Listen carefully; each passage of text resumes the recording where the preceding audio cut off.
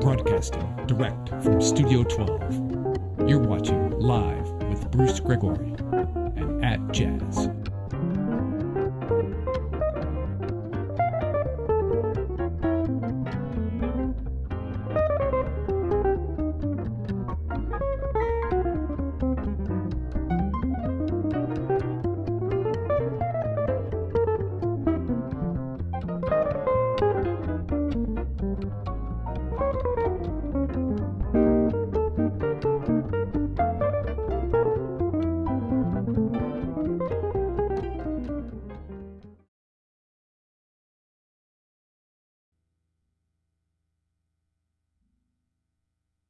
Hey, what is happening, my friends? And here we are. What can we do? So of course we are here on this YouTube channel. What's up, Gil Graham, Tom Burbank? Hello, Cynthia. Good to see you. And we are just kicking it off here from Bruce Gregory Video on Demand on the YouTube channel.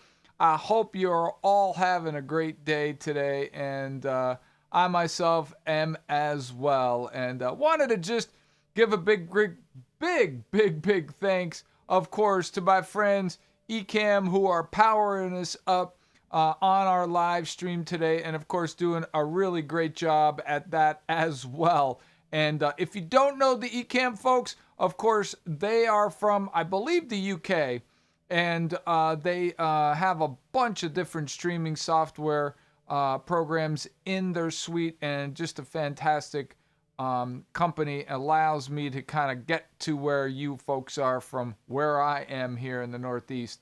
And of course, my good friend Jeffrey Fleischer from Razor's Edge, and behind my shoulder, that brown cabinet, that is, let's see, can I do it? There we go. That cabinet right there, made by Mr. Jeffrey Fleischer from Razor's Edge. And of course, if you don't know that company and you're a jazz player, make sure you check him out. That particular cabinet is a convertible cabinet. It houses an acoustic image head, and there's one on top of the cabinet too, but there's actually one sunk inside the head straight down, and you can pull that head out. The cabinet weighs 12 pounds. Used it as a cabinet, free floating, or you can use it as a combo. I think it's 18 pounds or something like that, with everything in it, and that's a great way. And it's an open back cab, so you got a little storage in the back, and it's a great solution if you're a player. It's got a nice big open sound, very similar to kind of a Fender Tweed sound, but still jazz amp, that kind of thing. So that's that. And then, of course, my friends, GHS Strings. Of course, if you're interested in GHS Strings and you use flat wounds, that's my choice. And this set I built from the custom shop for GHS Strings. And, of course, this is my personal set. It's the set I use on all my 25 scale guitars. There's another set. This is what would be considered the light gauge set. Of course, it's a 15 on top. And that might seem very heavy, but it kind of works off the principle of Pat Martino. Pat Martino has a set very similar. And I kind of took some of his approach of string tension across the strings of the guitar. And really, if you balance the tension and you raise it up in certain spots, particularly on the top, you're going to have much better attack and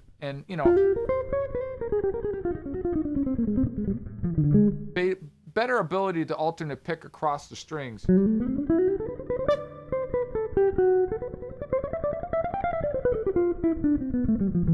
In my opinion, that's just the way I think it works. And you find a lot of players who use lighter gauge string and feel that it's better for their left hand, but really, this hand doesn't need to push down that hard. And if you think about legato playing, you say you're using a 10 gauge string. Well, many of those strings are higher gauge up here. They're in the 30s and 40s. So you're playing legato runs on the lower strings. You can easily do that with the 15 on top. It's just position and some technique, so. But there is a 16 gauge that I use on my 24 3/4 scale guitar. So if you're a Gibson scale player That's a really good a good set to check out. And of course, my man, Mr. Mr. Mr. Robert Benedetto from Benedetto Guitars, Howard Paul, who is the current chief down there in Savannah, Georgia. And I'm using my Bambino today as I tend to like to. And of course, I have another one over my shoulder that was refinished by Matt Eady down in Savannah as well. And Athens, actually, that's where Matt is from. And Matt, if you're out there listening, peace, my man. And that guitar took a little fall and needed some repair. And Matt did a great job on the top of that guitar. And just made it look like it was brand spanking new again, of course. And, of course, my friend, Mr. Jeffrey Ding, out in the Middle East area of our world. And, of course, Speak Friends cables. And I'm powered up by Speak Friends today, so like that. I'm going to play a tune, unless anyone has any questions. If you have some question about tunes, I'm going to kind of go through a bunch of tunes on the channel that we released. And of course, please shoot questions to me about different things, because I'm happy to kind of hear that, from different players as to, what you're working on and what are some of your challenges. And that's kind of what I want to do, is make this particular session on Mondays as interactive as possible, of course. And so don't be hesitant to ask me a question about playing or guitars or songs, or it could be about anything, because really that is, the most benefit for both of us. And it kind of takes the whole idea in a different direction. Of course, most of you folks are out there listening to my Facebook show, which is a stream show around this time of the day in the Northeast USA. And of course, that show, I'm playing a lot and not talking as much. But in this particular case, I'd like to get you out talking a little bit and see if you can, give me some ideas of what you're working on and what your challenges are. But new on the channel, of course, we had Blue Bossa. And Blue Bossa is a great tune. Of course, it's based around C minor. I kind of think of it as F Dorian.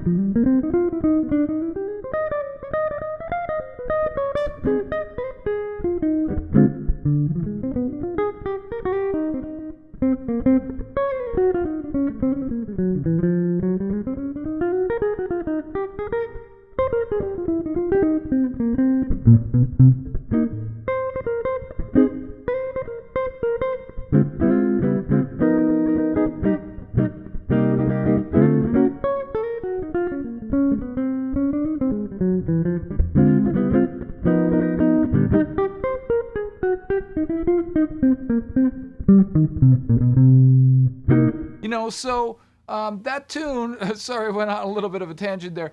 That particular tune is one that a lot of players first learn out playing, because it's a good basis on how to learn how to play the 2-5. But if you've checked out the series Jazz Investigations, which is the new Wednesday series, and there's going to be episode 2 coming out this Wednesday, it's not the place I would say you should start if you're just learning how to play this music.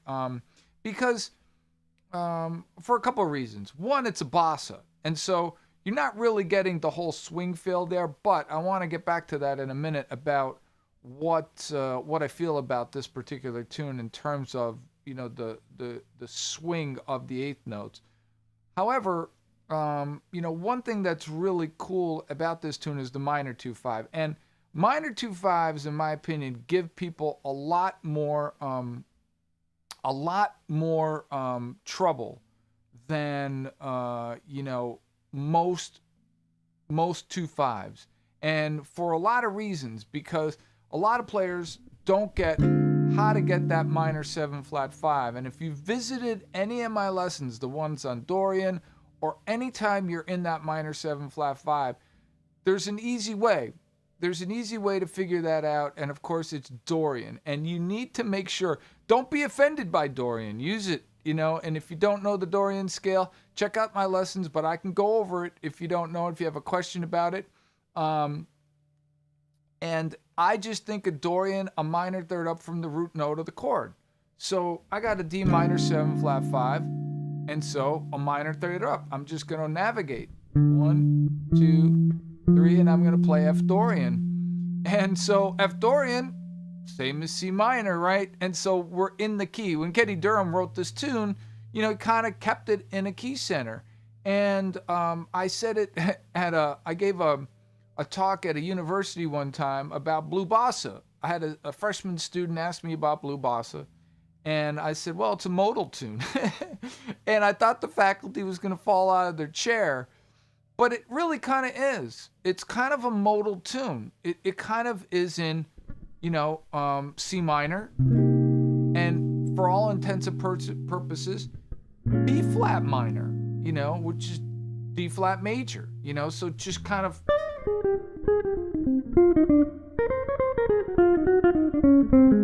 I don't really think of it too much as much different than, say, So What or Milestones, those tunes that have minor chords that either go a whole step or a half step apart, and that's really kind of the way I think of it. Now, as far as the swing of the notes, the reason I said maybe not a good idea to get into it, first off, is because it's got a swing feel to it, the way I play it, the way I think about it. But it's more straight eights. And so if you really kind of want to get that swing feel, that Joe Pass thing going on, it's a tough one, to get around. Tom Burbank, you got a question? What's up, brother?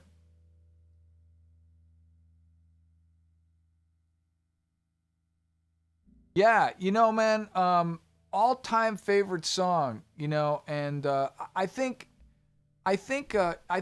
it probably, Tom, it's a kind of a I don't know if I have a direct answer, but it's kind of like a collection of songs, more so than one specific song. Like a good way to explain it is, if you like a certain food, and but you like different variations of that particular food, but the variations make it, a little bit unique in that, like pizza's one of those things, or ice cream's one of those things. Like I dig ice cream, but I like ice cream that's kind of fruity ice cream, and then I like ice cream that's like, vanilla, and it's got like cookies and stuff in it, so it's like, but they're really different, like, strawberry ice cream is a whole lot different than cookies and cream, but it's still ice cream. So I think for me, it's, Tom, it starts with tunes that have really beautiful melodies, Blue Bossa is one of them,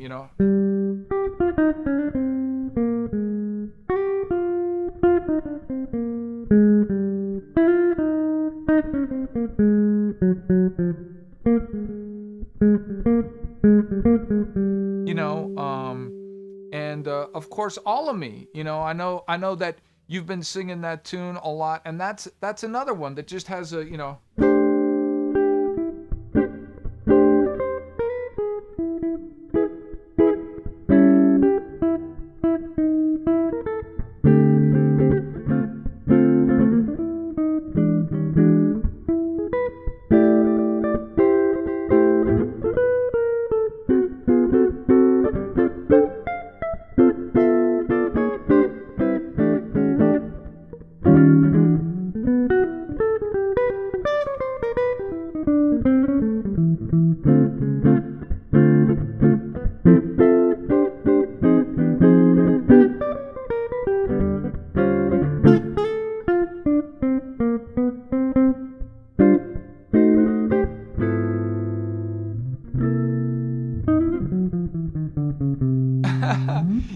So it's like, it's kind of like that, and you saw, I couldn't help myself, you know what I mean?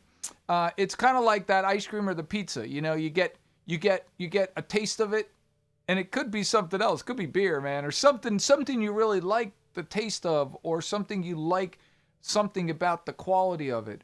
And good movies or spy movies, like I love, and Cynthia could attest to this. I love spy movies, man. And kind of like crime movies, and like certain kinds of things, like Sherlock Holmes. As a kid, I wasn't a big reader, but I loved Sherlock Holmes, and I loved that kind of stuff. So, but there's a lot of different British films like that. I know I'm getting off on a tangent, but that's just how I am. So you got to deal with it, man. But I love that, so I kind of gravitate towards it. But they all have different flavors. So again, to kind of, I hope I'm answering your question, but it's those beautiful melodies. And even in that song, when I was playing it, I could not help myself to then just start blowing over the changes, and you know.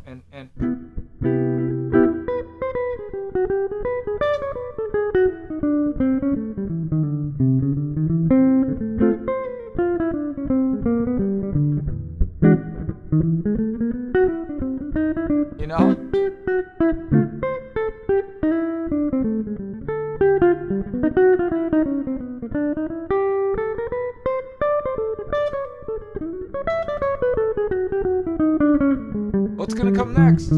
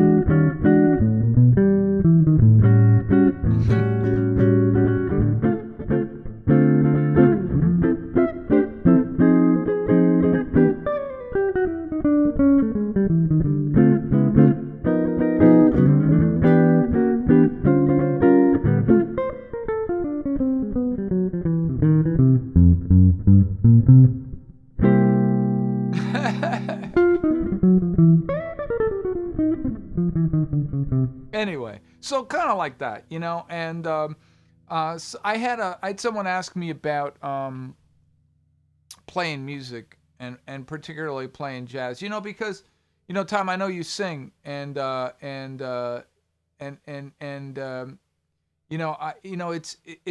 one of those things where vocalists and sometimes instrumentalists, vocalists, or usually in bands, and I know you guys have the charades, and it could be vocalists and a guitar player, or vocalist and a keyboard player, whoever's really kind of pushing most of the harmony, the chords in the song.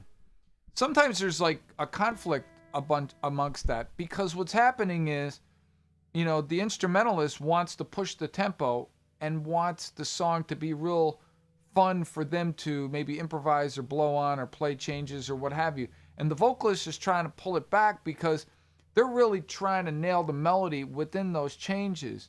And so, for me, it's kind of like, and of course I play things at fast tempos too, but, I'm trying to really work melodies within what's happening with the harmony. Or the other thing is that I don't see a lot of vocalists do, except for people like Bobby McFerrin maybe, or there's a lot of modern day, the Manhattan Quartet, which does kind of like they improvise vocally, like I would as a horn player, and they all have different sounds, so it's really great. But so they might be reharmonizing the tune, which is another thing, yeah. So yeah, and I know you get it, because the thing about it is it's such a cool kind of thing, to be able to improvise over chord changes and make it sound like it's not improvised, or it's actually a lyrical melody, you know. And one of the tunes, one of the recent tunes on the channel that's up is Midnight Blue, Kenny Burrell, and uh,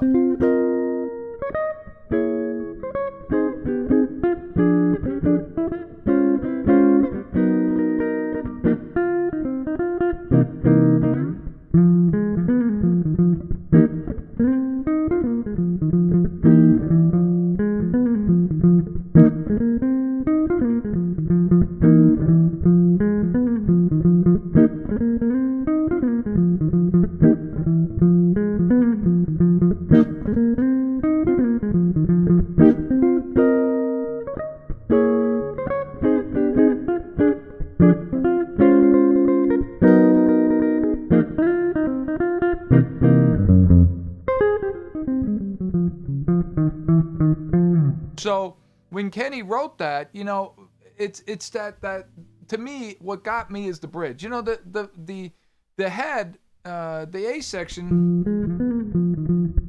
you know, that's cool. That has that, like, that kind of swagger. You know, that minor pentatonic thing. You know, he's playing.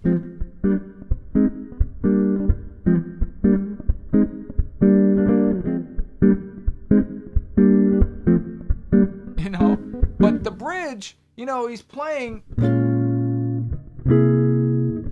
It's just playing, you know, like 4-5-1. So like a blues, but it's just minor. You know, it's not much different than blue bossa in a lot of ways. But he's taking it and he's arpeggiating a chord and using pieces of chords and these little melody lines around the chords to create something that sounds nothing like just playing 3 chords, in my opinion, you know?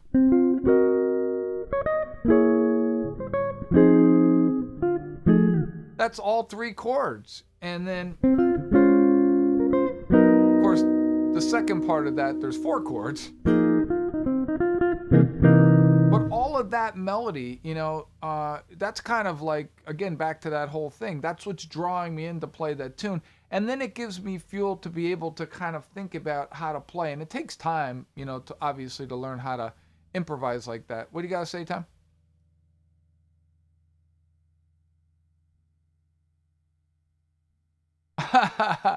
Yeah, man.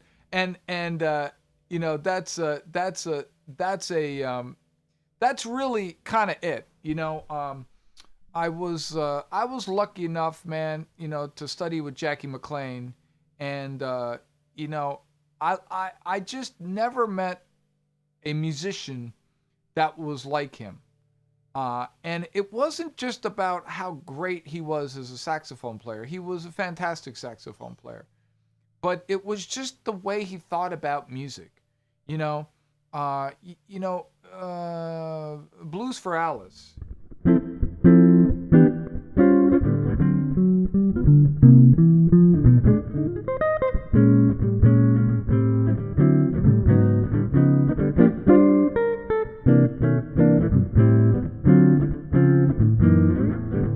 You know, so you have this back cycling thing, which is basically a blues.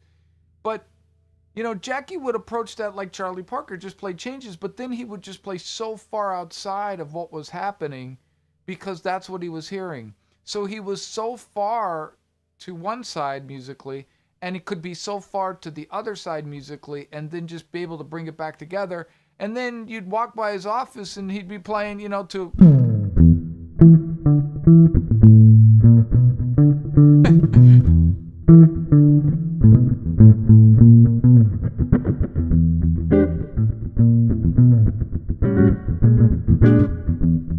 you know, like some 70s funk groove, you know, big old like Fender bass going on. And it just was amazing to hear it. You know, it's like at that time when I was in school, like David Sanborn was like on, he was playing on Saturday Night Live. And it was like, holy moly, moly, you know, like Jackie McLean, like you, David Sanborn and Charlie Parker, you know, so like that.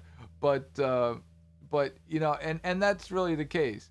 Let's see, I got a question. Hey, what's up? Super Flip Chart, my man.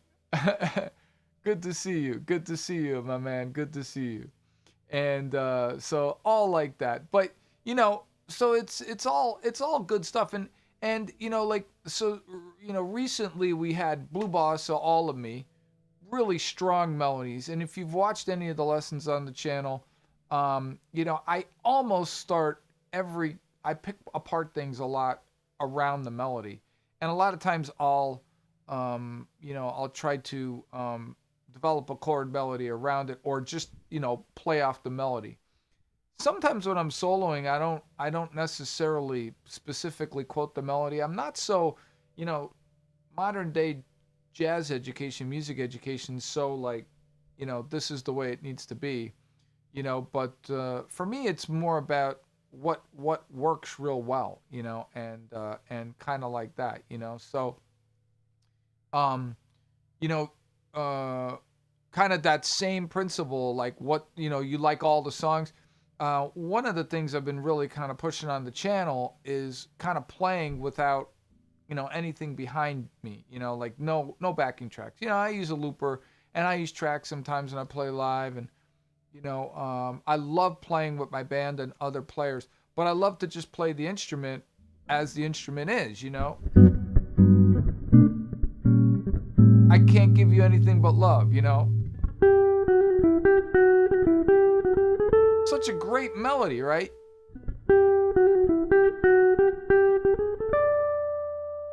Here you go.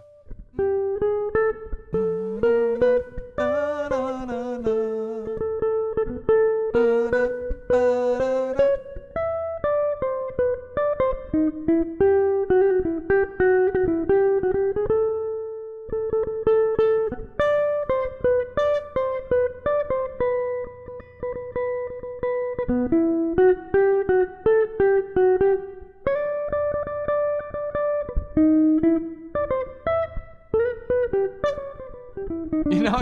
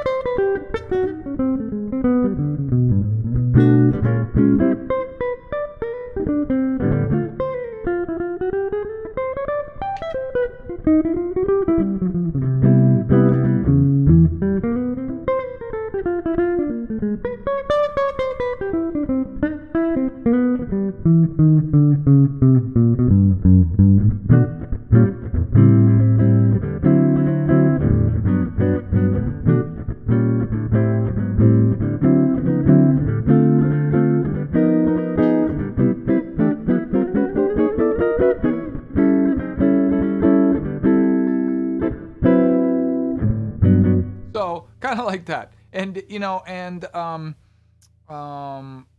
just strong melodies and strong harmony, and just a way to kind of pull it all together and make things exciting and fun to play, because it's music, and that's just kind of where it's at. Tom. Brian Hobbs is super flip chart. I didn't know that. That's pretty cool to know. And incognito, so that's what it's all like, all good, all good, all good. So, and of course, the other tune that was recently out there was Just Friends, which, um, you know, dig it. That's right. That's right. It's super flip. Dig it, dig it, dig it. That is the way to be. That is the way to be. And of course, I just played "I Can't Give You Anything But Love," and one of the things that musically, I think it's kind of an interesting thing. Some people look at this as a positive, and some people look at it as like not a positive. But for me, it's an ultimate positive, which is what one of the things, the concepts I use when I teach is parallels. And parallels are these things where you can draw from a tune that you know or a piece of music that you know, and it just, you can take it and just know how to replicate it because of what's going on in that structure of that music. I Can't Give You Anything But Love is a perfect example of that, because there's so much in that tune that's not really that hard. And I'll see students or players be able to play on that tune, blow on it like crazy, and then they'll get to Just Friends, and they can't play as well on Just Friends. Well, Just Friends is kind of very similar chord structure. It's in G. Okay, now Just Friends starts on the 4 chord. All right, it has a 4 minor, but be that as it may. But it's got flat 3 diminished, which I Can't Give You Anything But Love has. Got the 2-5 back to G. It's got the non-resolving dominant A7. So all the things that you would play, and in fact, because of that whole parallel concept, and a little bit more kind of expanding on your question, Tom, again, is I can go between the two tunes.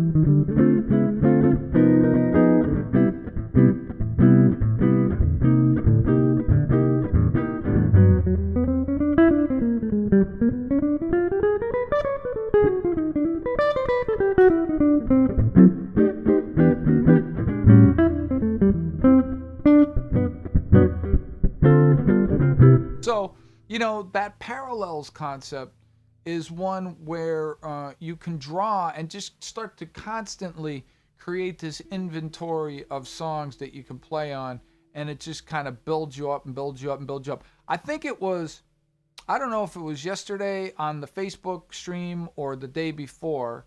And Gil Graham, I know you're out there, so you're welcome to speak up on this one. Gil Graham and I had a nice conversation on the phone a couple of weeks back.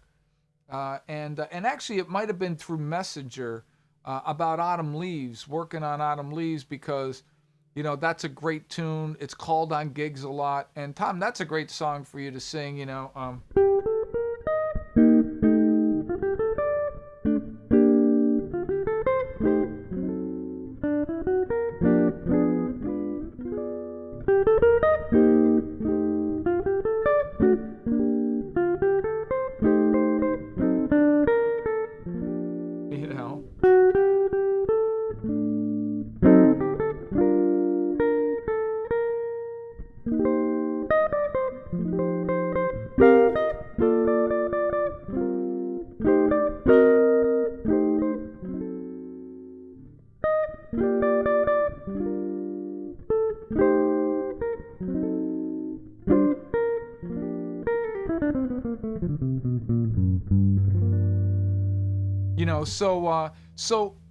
And I was playing There's No Greater Love. Well, There's No Greater Love and Autumn Leaves are kind of similar to me. In fact, I was just thinking about it the other day because someone asked me a question about Full House by Wes Montgomery.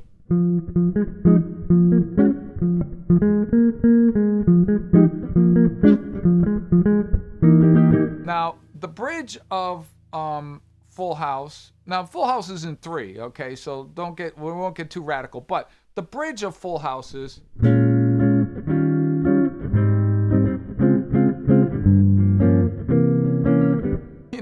So,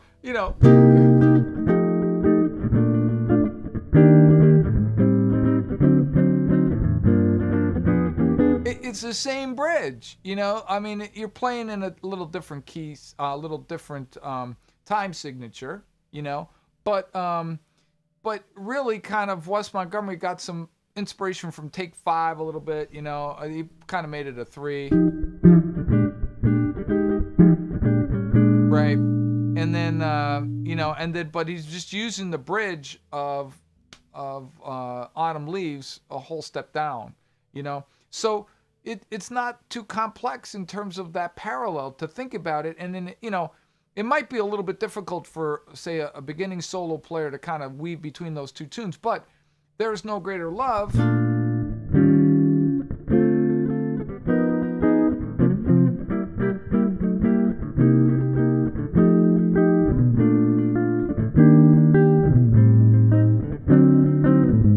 And the bridge on There Is No Greater Love is only 2 measures instead of 4, but you still have those minor 2/5s that are coming up, and so you can easily kind of mess around and go in between them. And a lot of guys will get. There was a guy I knew in the city who was getting stuck on gigs. People were calling tunes, and he just he would just draw blank, couldn't blank out. And I would say, well, listen to the parallels of what's going on. Are the tunes similar? What can you draw on? Because really, this is an improvised music, so that's kind of where it's at, But Gil, what do you got? Sorry, I missed your question. Oh, okay, yeah. And so we were talking about Autumn Leaves, and I know you're working on that tune, and that's a great tune, But in my opinion, you kind of start here. Autumn Leaves is a great one, and so if you follow the investigation series, which I got out. It's, to me, I didn't just throw a bunch of tunes out there. I basically kind of, took it through what I think ground zero you might want to start working on. And even if you're an experienced player, I say it at the beginning of the video. I don't just say it. I actually believe it. It's like, what was it? The Hair Club for Men. I'm not just the president. I'm a client too, or something like that. Right? I see how much that worked out for me. So, but the thing about it is it's cool, man. It's like, dig it, right? If you can think about tunes here and then slowly start to take them up, you start to create parallels. And one of the reasons why I start everybody off with jazz blues is because it's got 3-6-2-5 and it's going to a 1 and you're playing on a dominant.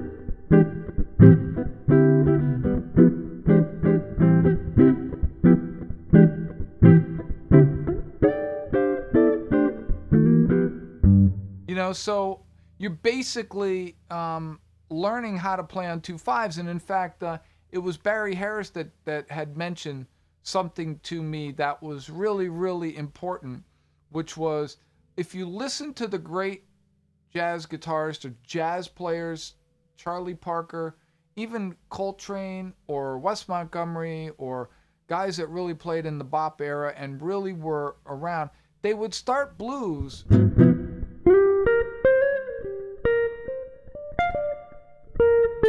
with blues. It sounds stupid, but that,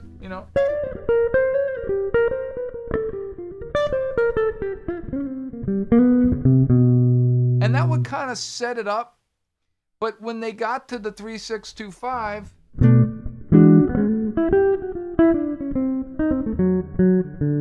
that's when they would play bebop lines, and start working on flat 9s.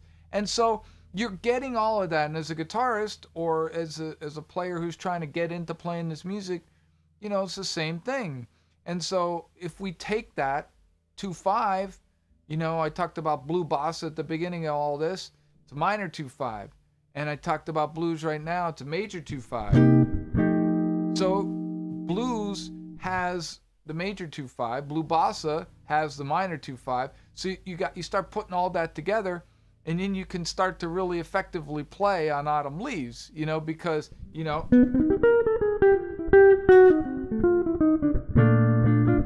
So I just played the same line.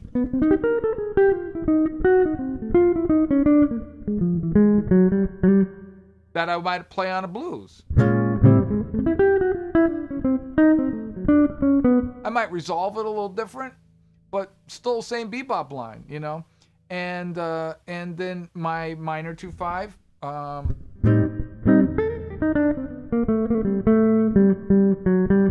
But I'm playing in a different key, but.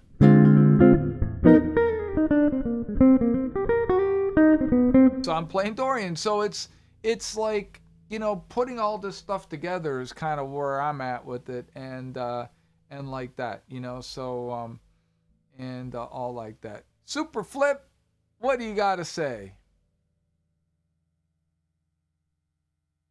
Okay, yeah. So Brian, you weren't here at the beginning, but basically, let me pull up the graphic for you. Bam. You've seen that before. So I'm basically on the Benedetto, the GHS. I'm basically using a custom set that I designed, and they're flats. So E, A, D, and G are flat wounds, and then just regular steel on the top two, the E and the A, and so I prefer flats on this guitar or anything that's an arch top, anything that's got a raised bridge.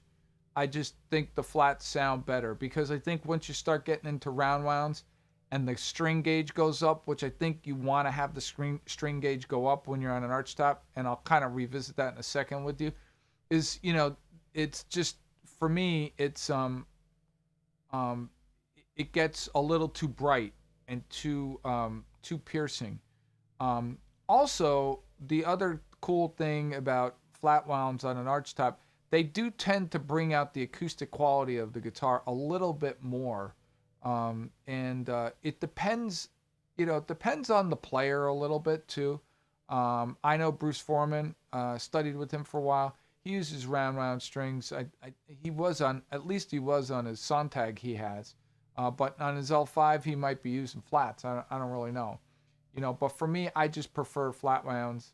I know Barry Green down in Florida, he's using flat wounds, and Pat Martino. So this is 15, 17, 24, and then it goes 34, 44, 54.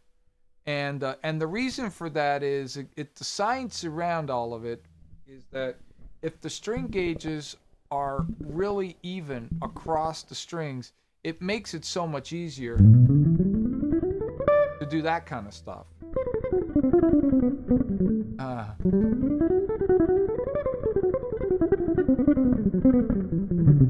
It's not as hard.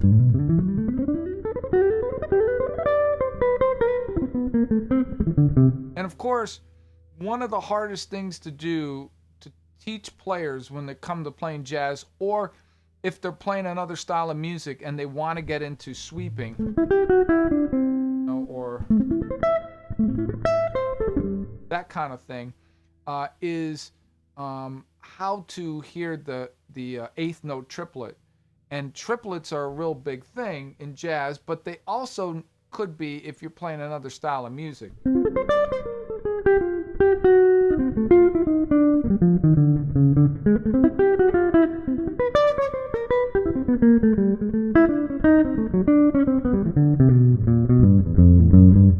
And I'm sweeping a lot of those triplets going across. So if my string gauge is heavier, it's not really causing my technique between alternate picking to have to change too much. You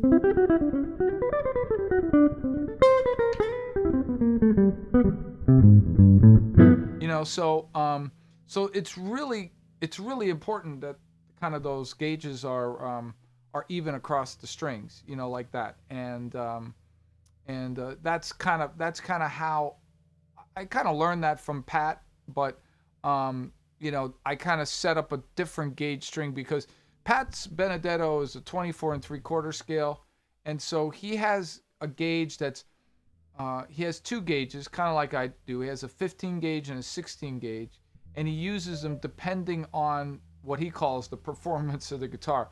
But both of those kind of sit a little bit, well, at least this one sits outside of one of his ideas.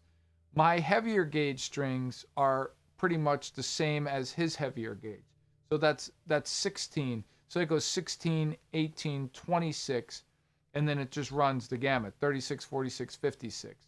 So there, and I use that gauge if I'm using a 24 and 3/4 scale guitar, like a Gibson, you know, my 175 or something like that.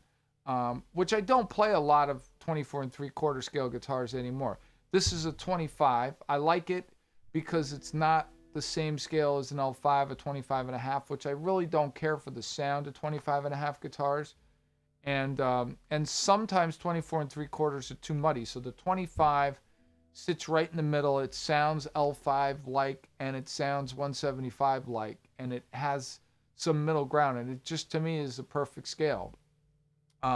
When Robert designed this particular guitar, he did the right thing. You know, he made it what you needed to make a really high quality archtop and a guitar that wasn't so super big.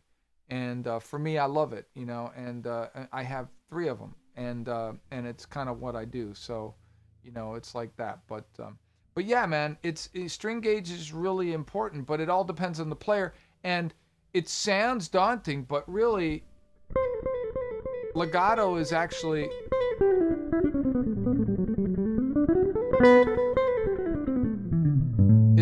easier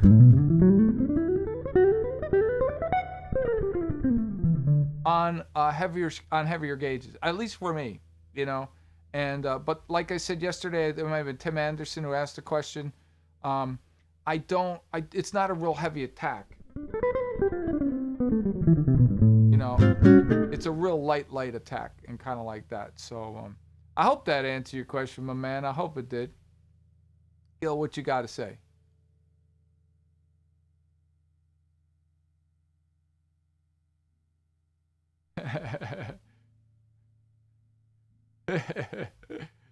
Yeah, man. Okay. But yeah, I think so. I think so. And you know, I think that you know, the 25 scale is kind of it's kind of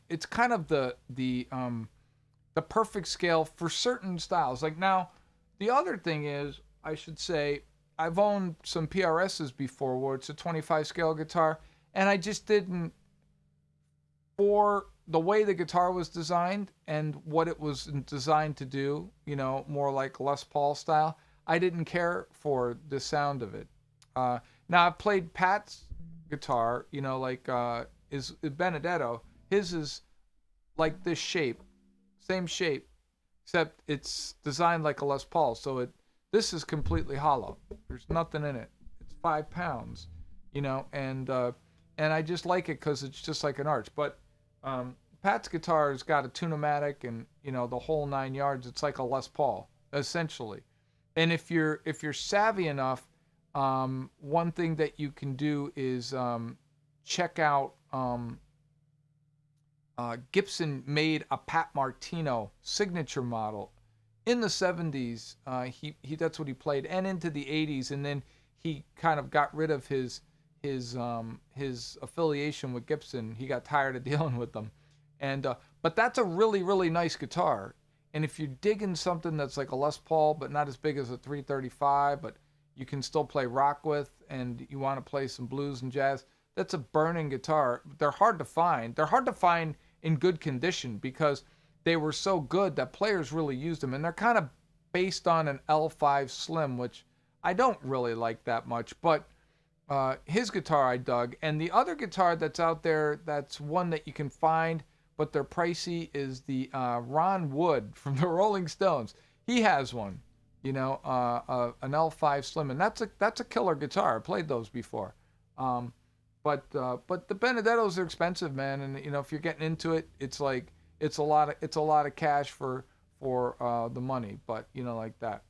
So, you know, like that. But let me play another tune. If you have any more questions for me about the tunes, don't forget we do have a new video release coming out tomorrow, and that's at 1 p.m. on the channel. And of course, all the stuff I'm talking about, getting into playing and different kinds of stuff and technique. The Jazz Investigation series is really kind of designed to get your arms around a lot of that. They're really, really quick videos. Those are Wednesdays at 11 a.m. Eastern Standard Time. And dig it. You know, those videos are short. They're 3 minutes, 4 minutes in some cases. And they're just designed to kind of, as a primer, give you some ideas. But I planned them in a way in which you could take them and then use some of the other information on the channel. And most of those videos have an accompanying video that's a little bit more detailed. So there's a longer video where I go over the tune and pick it apart. And then of course, you can always get to the VHX site or me personally, you know, off brucegregory.com if you want to really kind of dive in deep to this music and understand it. You know, I do a video exchange program which, you know, is reasonable, and you can get in and like that and play and learn about the music, because to me it's kind of a commitment. It's like been a lifelong thing, and I'm so fortunate to be able to have a facility online or stream or YouTube or things like that where we can actually get this across, because you know, back in the day there just wasn't any of that stuff. So, but if you don't have any more questions, I'm gonna play a tune. And then I'm gonna sign off for tonight. And you know, I was talking to someone today about this tune, and they were asking me the question, how to play on rhythm changes. So if you don't know how to play on rhythm changes, and you want to get deeper into rhythm changes, blues is a great place to start because it's got the turnaround. 1625, but this is a great one because this is what I call rhythm changes in disguise.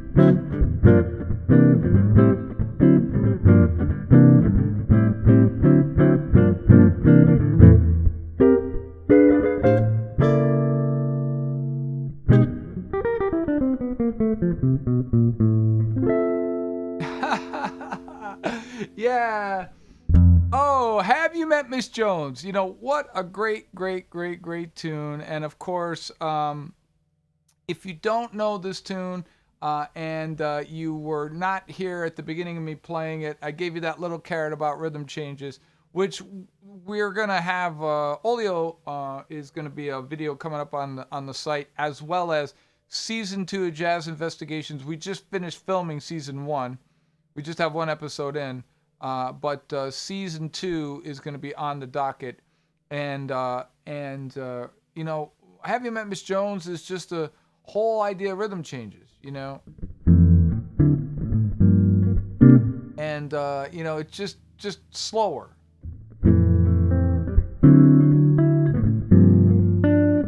because that diminished chord just operating as a 6th.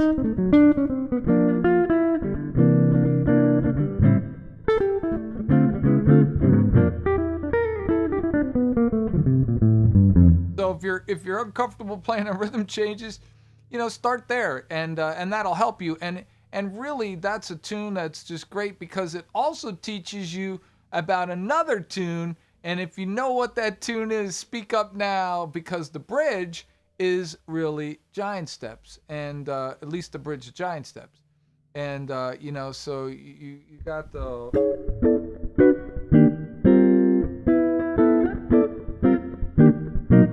you know, you just got that in a different key. That's all. Up a half step, right?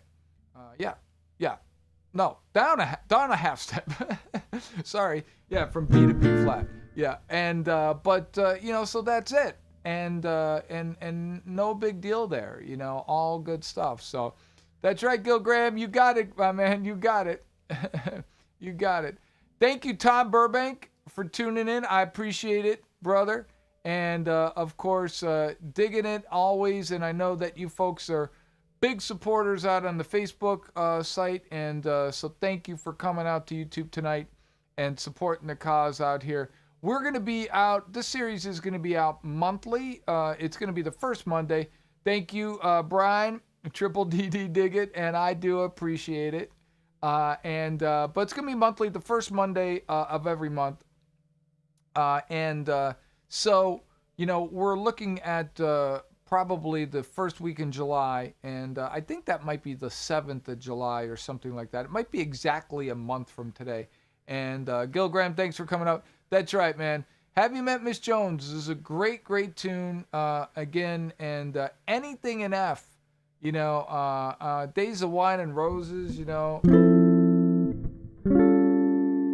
F is a great key, and Charlie Parker loved it and loved playing in it, and it was just kind of like how it was. So, but listen, folks, thanks so much for tuning in, and if you have any more questions, make sure to leave them in the comments. There's a comment section on this whole site, and you can leave them there. If I didn't answer your question, you didn't want to ask it on the live feed, the live chat will be up. And this video will be in the live stream section of the channel. So you'll be able to go back and relive the memories and say, did he really flip and say that? Yeah, I did. And like that. So, and I try not to do too much editing. So, peace. And of course, if you are around tomorrow I will be on Facebook tomorrow at 6:30 with Bruce Grigori live at Jazz. And it'll be like that. Thanks so much, folks, and I will see you again next month. Peace.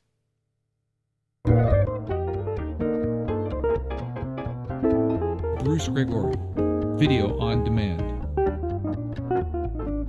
www.brucegrigori.vhx.tv